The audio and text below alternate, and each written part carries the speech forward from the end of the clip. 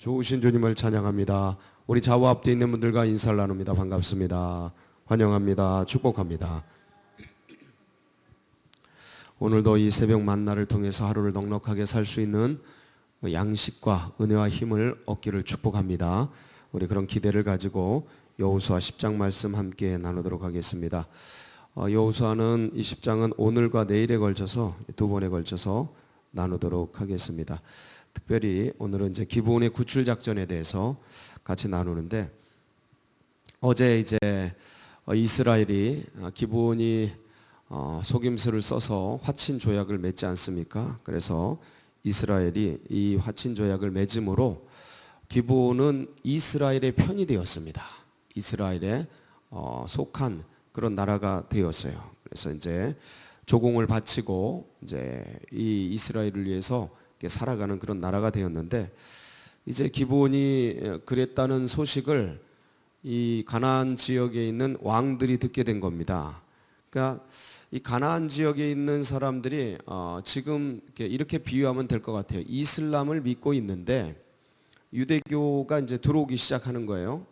근데 자기 그 민족 중에 하나의 국가죠. 하나의 작은 도시 국가 중에 그래도 큰 나라가 이 기브온이었어요. 기브온 민족이었는데 이 성이 집단으로 이슬람을 버리고 어디로 갈라 그러는 거예요?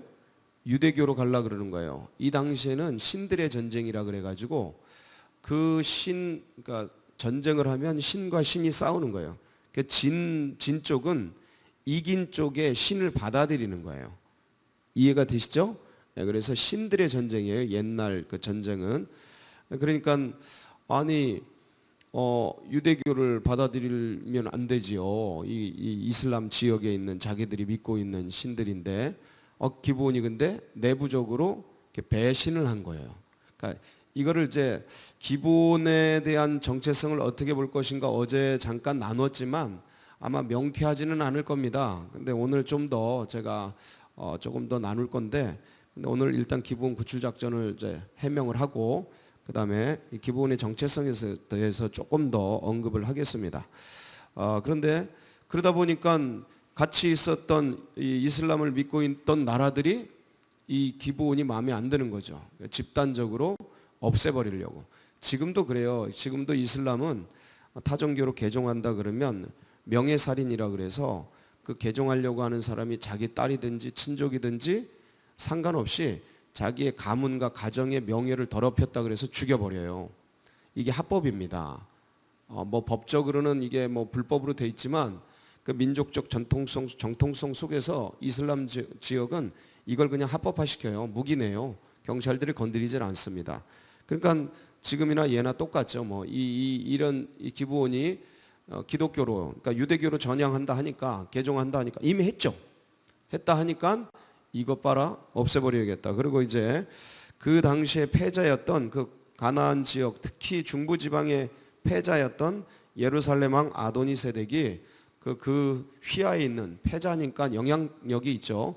영향력이 닿는 도시국가 왕들을 전부 소집합니다. 소집해서 연합 세력을 구축을 해요. 그래가지고 기브온을 이제 침략을 하죠. 이것 없애버리려고 전투를 이제 벌이는 겁니다. 왜냐하면 기브온이 전략적으로 요충지에 있을 뿐만 아니라 작은 성읍이 아니에요. 굉장히 큰 성읍이에요. 왕이 있을 정도의 큰 성읍이에요. 아직 왕은 없는데 왕급이 있을 정도의 아주 큰 성이에요. 그리고 그 사람들이 또 용맹하고 굉장히 강한 사람들이에요. 이걸 빼앗겨 버리면 적에게 이걸 내주면 전략적 요충지를 내줄 뿐만 아니라 자기들이 가지고 있는 자산들의 굉장히 중요한 부분을 빼앗기는 거예요. 그러니까 먼저 내부적인 적부터 없애자 그러고 이제 연합해 가지고 이제 나오기 시작한 거죠. 그게 이제 2절 3절 내용입니다. 2절 3절 볼까요? 시작. 크게 두려워하였으니 이는 기브온은 왕도와 같은 큰 성읍이요 아이보다 크고 그 사람들은 다 강함이라. 예루살렘 왕 아도니세덱이 헤브론 왕 호함과 야르무드 왕 비람과 라기스 왕 아비야바 에글론 왕 드빌에게 보내어 이르되, 그래서 와서 도와라. 이 기브온을 없애버리겠다. 이거 먼저 없애고 그 다음에 뭐 없애겠다? 이스라엘 없애버리겠다. 이제 그런 겁니다.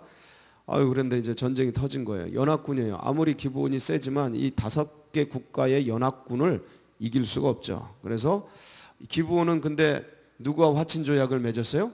네, 예루살렘 이스라엘과 화친 조약을 맺었어요. 그래서 전가를 보냈습니다. 빨리 와서 도와달라고, 지금 적군이 쳐들어온다고 그래가지고 전가를 보냈습니다. 자, 화친 조약은 왜 맺냐면 이게 한미 동맹 같은 건데요. 우리나라가 북한이 쳐들어오거나 일본이 쳐들어오거나 중국이 쳐들어오면 자동 개입을 하게 돼 있습니다. 미군이. 왜냐하면 미군이 배치가 돼 있어요. 그러니까 누가 공격을 받냐면 미군이 공격을 받는 거예요. 그러니까 미군이 자동 개입을 하게 돼 있어요. 이게 동맹이에요. 한미 동맹. 굉장히 중요한 동맹이죠. 그래서 이 이스라엘이 기브온이 침략을 당했다는 얘기를 듣고 자동 개입을 하는 거예요. 개입을 하는 겁니다. 그냥 뭐 가도 되고 안 가도 되고 그러면 안 돼요. 이때는 그 나라의 어떤 나라와 똑같은 거예요. 이 기브온은 그게 조약이에요. 화친 조약이에요. 그래서 이제 이스라엘 이제 여호수아가 하나님께 묻고 전략을 듣게 되죠. 밤에 기습 전략을 피게 됩니다. 9절 볼까요? 9절 시작. 여호수아가 길갈에서 밤새도록 올라가 갑자기 그들에게 이르니. 자, 여러분, 지금이야 야간 전쟁이 적외선 카메라도 있고 뭐가 있고 그래가지고 야간 전쟁이 뭐 자연스러워졌지만 이 고대에는 야간 전쟁을 잘 하지 않습니다. 왜냐하면 아무것도 안 보여요. 불이 있는 것도. 그러니까 적군인지 아군인지 구별이 안 되니까 위험해서 자기들끼리 찌를 수 있어서 야간 전쟁을 안 해요. 근데 기브온을 구출하기 위해서 여호수아와 이스라엘 군대가 목숨을 건 거예요. 뭘 걸었다고요? 목숨을 걸은 거예요. 이 밤에 굉장히 험한 지역입니다. 이 광야와 이 산들로 이루어진 이쪽이 엄청나게 굉장히 고산지예요. 그러니까 밤에 움직인다. 여러분, 지금도 시내산 올라가 보세요. 저는 얘기만 들었는데 굉장히 위험하다는 거예요. 그 산 돌투성이라 올라가는데. 근데 그런 데를 밤에 올라가 보세요. 불빛도 내면 안 되죠. 적군이 보니까. 캄캄한데. 그럼 뭐예요? 목숨 거는 거예요, 이거. 여러분, 지금도 저 뭐 가까운 산 아무 데나 밤중에 좀 올라가 보세요. 굉장히 위험해요. 불빛 없이 올라가면 이게 길이 어딘지 지금이야 뭐 불로 다 해가지고 위험하다는 거죠. 목숨을 걸은 거예요. 누구도, 이스라엘도, 여호수아도. 누구 구하기 위해서? 기브온 구하기 위해서. 왜 구해요? 화친 조약을 맺었어요. 화친 조약을 맺었어요. 그러니까 이게 운명과도 같은 겁니다. 그래가지고 밤새도록 올라가가지고 기습 공격을 해요. 자, 아무리 그들이 자고 있지만 5개 연합군이에요. 얼마나 갔는지는 모르겠어요. 근데 자고 있지만 이제 전쟁을 기습 전략을 폈어요. 그럼 그들이 반격을 할까요? 안 할까요? 당연히 반격하죠. 그럼 뭐를 건 거예요? 이쪽 편에서 전쟁이라는 건 목숨을 거는 거예요. 무조건 아무리 기습 전략을 펴고 아무리 우군이 많아도 목숨을 걸고 하는 거죠. 그러고 나서 이제 보세요. 하나님 이제 이들을 그냥 밤새도록 무찌르고 깨부시는데 우박덩이가 떨어져요. 11절 보면 그들이 이스라엘 앞에서 도망하여 베토론의 비탈에서 내려갈 때 여호와께서 하늘에서 뭘 내려요? 큰 우박덩이. 얼마나 크면 맞으면 죽어. 그래가지고 칼에 맞아 죽음보다 우박에 맞아 죽은 사람이 더 많았더라. 이게 참 기가 막힌 기적적인 보고인데, 자, 그러고 나서 이제 낮이 밝았어요. 낮이 밝았는데 여전히 뭐 연합군이니까 뭐 어마어마하게 많은 거예요. 저 모래밭에, 저 해변에 모래같이 많은 거야. 굉장히 많은 거야. 계속 싸우는 거죠. 잘 싸우는데 해가 지려 그래. 그러니까 이제 여호수아가 태양아, 너는 기브온 위에 머물러라. 달아. 너도 뜨지 말고. 왜 이게 태양이 지면 달이 뜨잖아요. 눈에 보이지는 않지만 같이 뜨거든요. 그러니까 아얄론 골짜기에 서버려라. 그 태양이 달이 이 기적을 베푸면서까지 누구를 무찔러요? 이 5개 연합군을 무찌르고. 누굴 구하기 위해서? 이게 핵심이 그거예요. 누구 구하기 위해서? 기브온 구하기 위해서 이 기적이 일어나는 겁니다. 기브온 구하기 위해서. 참 은혜예요, 이게. 자, 그렇다면 그래가지고 이제 기브온을 구했다. 5개 왕들이 막게다굴에 갇히고 이제 기브온을 구했다라는 내용입니다. 이스라엘이 목숨을 걸고 여호수아가 이스라엘 군대가 목숨을 걸고 생명을 걸고 밤에 기습 작전을 피면서 전쟁을 하면서 여호와께서는 저 보세요. 주어가 누군가 10절에 보면 그들이 이스라엘 앞에서 도망하여 베토론의 비탈에서 내려갈 때 누가? 여호와께서 하늘에서 큰 우박덩이를 아세가에 이르기까지 내리심에 이 큰 우박덩이를 내리는 주체가 누구예요? 여호와께서. 여러분 이 단어가 가슴에 울려야 돼요. 야, 기브온 구하기 위해서 여호와께서 하늘에서 뭘 내리셔요? 우박덩이를 내리는 거예요. 그리고 뭘 세워? 태양을 세워버려. 그리고 뭘 세워? 달을 세워버려. 야, 누구 구하기 위해서? 기브온 구하기 위해서. 여러분 이게 느껴져야 돼. 나 하나 구하기 위해서 하나님이 육신을 입고 이 땅에 와버려. 이게 더 기적이에요. 이게 더 기적이에요. 달 쓰고 해 쓰고 이거보다 우박 내리고 이거보다 이게 더 기적이에요. 이게 더 기적이에요. 어마어마한 기적이죠. 자, 그러면 여기서 도대체 왜 이스라엘은 하나님은 이 기브온을 구하기 위해서 이토록 많은 기적과 목숨을 건 전쟁을 수행하는가? 기브온이 누구길래? 이거예요. 우리는 이 기브온을 아니 이렇게 거짓말 치고 와가지고 이렇게 하는 게 이게 합당한가? 이게 윤리적으로 도덕적으로 이걸 보면 이게 안 풀려요. 안 풀립니다 이거. 그렇게 보면 안 돼. 이거를 그러니까 진리와 생명의 편에서 봐야 돼요. 진리와 생명의 편. 그러면 이게 이제 풀리기 시작해요. 이거를 기브온의 정체성을 이제 쉽게 알 수 있는 쉽지는 않습니다. 근데 그래도 좀 알 수 있는 비유가 있어요. 예수님께서 하신 비유 기억나세요? 옳지 않은 청지기가 자기가 이제 그 주인이 너 너무 허비한다라는 얘기를 듣고 자기를 자르려 그럴 때 너 다른 사람 불러가지고 너 밀 몇 석 주인에게 빚졌냐? 너 기름 몇 석 불 100석인데 500이라 해라. 뭐 밀 저기 뭐야 기름 100마리인데 50으로 해라. 그러면서 그걸 보고 주인이 그 불의한 청지기를 칭찬한 그 비유 기억나세요? 예수님이 한 비유인데 한번 볼까요? 누가복음 16장 1절부터 원래 13절까지 다 읽어야 되는데 시간이 없으니까 9절부터 11절까지만 읽을게요. 시작. 내가 너희에게 말하노니 불의의 제물로 친구를 사기라. 그리하면 그 제물이 없어질 때에 그들이 너희를 영주할 처소로 영접하리라. 지극히 작은 것에 충성된 자는 큰 것에도 충성되고 지극히 작은 것에 불의한 자는 큰 것에도 불의하니라. 너희가 만일 불의한 제물에도 충성하지 않으면 누가 참된 것으로 너희에게 맡기겠느냐. 자, 9절 가볼까요? 이제 앞에서 쭉 얘기했어요. 그래서 야, 이 지혜롭게 불의한 청지기가 지혜롭게 일하는 걸 보고 예수님께 그러니까 그 비유 내에서 주인이 칭찬하는 거예요. 근데 이 비유를 누가 하는 거냐면 예수님이 하는 거야. 그러니까 예수님이 이 비유를 하신 결론이 뭐냐면 이 얘기 하시려고 해요. 이 얘기. 비유를 내가 너희에게 말하노니 뭐로? 불의한 제물로 친구를 사귀라. 그럼 불의한 제물이 뭐냐? 세상 것이라는 거예요. 세상 것. 세상 것. 그러니까 이 세상에서 나온 그것. 세상의 물질, 세상의 지식, 세상의 어떤 뭐 옷, 세상의 어떤 도구, 세상의 그 어떤 것, 이 세상의 어떤 것을 가지고 하나님을 위해서 일하라는 거예요. 결론적으로 말하면 이 영생의 소망을 위해 써라라는 거예요. 이 세상 것을 가지고 하나님 나라를 위해 쓰라는 거예요. 이 세상의 불의한 재물을 가지고 영혼, 친구를 사겨라. 영혼을 구해라. 이 세상에 있는 물질, 자산, 집, 빌딩, 차, 돈, 이 세상에 있는 이 모든 것을 가지고 이 불의한 재물을 가지고 세상 것, 불의한 재물을 이걸 가지고 친구를 사겨라. 영혼을 구해라. 하나님 나라를 위해서 써라. 이래라 이거예요.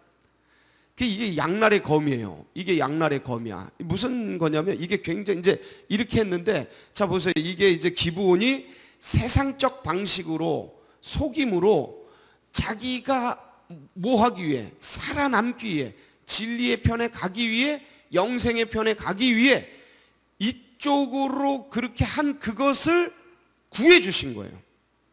그래서 끄집어내 주신 거예요. 그것을 살려주신 거예요. 이 기브온을. 그러니까 세상의 것으로 친구를 사귄 거죠. 이 기브온이 세상의 지식으로, 세상의 방법으로 자기가 쓸 수 있는 게 그게 전부야. 자기가 살아남을 수 있는. 그러니까 그게 이제 속이는 거였는데 자기가 살아남기 위해서 친구를 사귄 거. 그 친구가 누구예요? 이스라엘이에요. 이스라엘. 이 불의의 제물로 친구를 사귄 거야. 자, 이걸 거꾸로 말하면 뭐냐면, 이제 거꾸로 말하면 여기서는 살아남기 위해서 일로 온 거예요. 이제 우리는, 그리스도의 백성들은 이 세상의 재물을 가지고 저 죽어가는 저 불구덩이에 빠져가는, 낭떠러지로 떨어지고 있는 저들을 구해내야 되는 거예요. 구해내야 돼. 똑바로 말해서는 못 알아들어. 그러니까 불의한 재물을 가지고 사귀고 먹이고 나누고 하면서 이쪽 편으로 끌어들이는 거죠. 이거를 하라는 거야. 이거를 해라. 불의한 재물로 친구를 사귀어라. 그거 갖고 뭐 하려고 그러냐? 그거 뭐에다 쓰려고 그러냐? 네 먹고 마시고 배부르고 그렇게 죽어가는 거기다, 네 죽어가는 거기다 쓸 생각이냐? 영생을 위해 써라, 이 얘기예요. 그거로 친구를 사귀어라.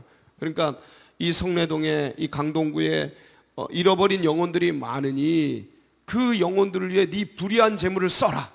네 불의한 지식을 써라. 이 세상적 지식, 이걸 거기다 써라. 왜냐면 여기는 이게 통용되잖아요. 이 불의한 세상에서는, 이 바벨론 체계에서는 이게 통용되잖아요. 이 방식에서는. 그러니까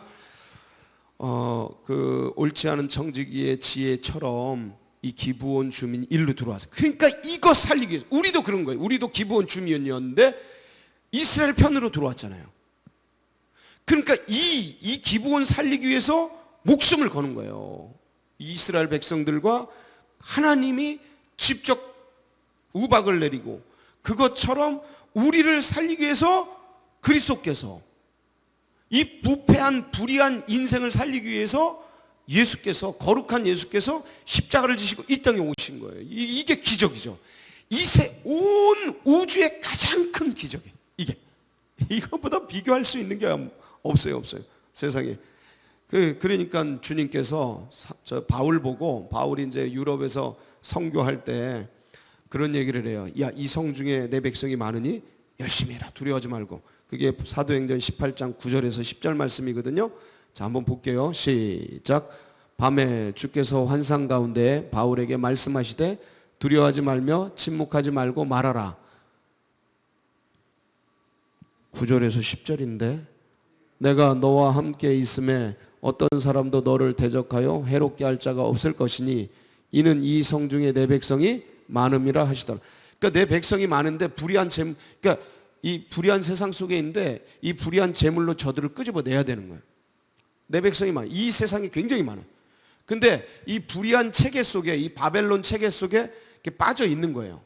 이게 진리인 줄 알고 이렇게 살아가는 게 맞는 줄 알고. 그러니까 윤리와 도덕적인 관점에서 이걸 보면 이게 해석이 잘 안 돼요. 그러니까 우리도 모르게 이 세상의 체계 속에 의식이 빠져 있는 거예요. 이게 제대로 해석이 안 되는 거는 비극적인 슬픔이지만, 우리는 우리도 모르게 이 세상의 사상과 체계와 의식 속에 너무나 많이 쑥달되고 이게 훈련되고 그래가지고 그 시각으로 보는 거예요. 이걸 생명의 시각에서, 예수 그리스도의 시각에서, 이거를 성경적 시각에서 보면 여기에 막 감동이 기분을 구해내는 그 주님의 그 은혜에 감격이 일어나고 막 이래야 되는데 그게 다 죽어버린 거예요. 그 눈이 잘 없는 거야. 워낙 세상 게 세게 있으니 이걸 이상하게 보는 거죠. 야, 이거 거짓말 하는데 이거 구해내는 거 이게 합리적이야? 이게 상식, 이 세상 체계가 들어와 버리는 거예요. 이 바벨론 체계가 이 세상을, 그러니까 이걸 뛰어넘는, 그러니까 그러면 이게 양날의 검이라고 말씀드린 게, 이런 얘기를 하면 항상 이거를 가지고 악용하려고 그래. 하나님 나라를 위해서 그렇게 한다면 마음대로 거짓말 해도 되네? 사기치고 거짓말하고 자기 것 쌓으려고 하면서 하나님 위한다고 하면서 헤쳐먹고 이러면서 그걸 악용하는 그런 무리가 있어요. 그건 도적들이에요. 나쁜 놈들이에요. 그건 자기 배를 위해서 하나님을 파는 족속들이에요. 근데 항상 이런 얘기를 하면 그런 사람들이 나와요. 그게 굉장히 양날의 검 같은 내용인데, 근데 이거를 제가 전자처럼 얘기한 것처럼 이거를 그렇게 보면 은혜가 됩니다. 야, 기본 저 썩을 저 거짓말하고 저렇게 들어온 우리잖아요. 우리 부패한 인생이 이 거룩한 나라의 거룩한 교회의 한 무리가 되었잖아요. 근데 그거 구하려고 목숨을 걸고 기적을 베푸네. 형체가 없으신 영이신 하나님이 그 계명을 첫 계명 아닙니까? 첫째 계명, 둘째 계명, 십계명, 그 계명을 깨트리고 형체를 잊고 내려오시잖아요. 왜? 생명 구하기 위해서 계명을 깨트리는 거예요. 근데 계명을 무시하는 게 아니야. 계명을 초월하는 거지. 이걸 이해해야 돼. 율법을 초월해 버리는 거예요. 그러니까 예수 그리스도는 율법의 완성이에요. 율법을 무시하는 게 아니고 율법을 완성. 율법이 말하는 게 뭐냐? 생명, 영혼, 사랑이라는 거예요. 이 얘기를 하는 것이죠. 그러니까 형체를 입고 오셨잖아요. 하나님이. 말씀이 육신이 돼요. 이 사랑과 은혜가 여기에 보여진다면 우리는 드디어 구주께서 말씀하시는 영혼의 울림을 이제 듣게 되는 겁니다. 오늘도 이 사랑과 이 은혜를 가지고 저 성내동 강동구 여러분이 머물고 있는 그 삶의 현장에서 액체 29 영혼을 구해내는, 여러분 불의한 제물로 영혼을 구해내는 그런 축복 있기를 주의 이름으로 축원드립니다. 같이 기도하시겠습니다.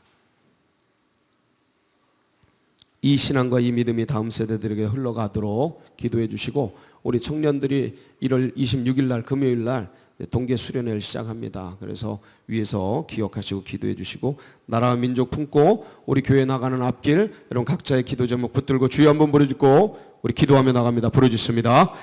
주여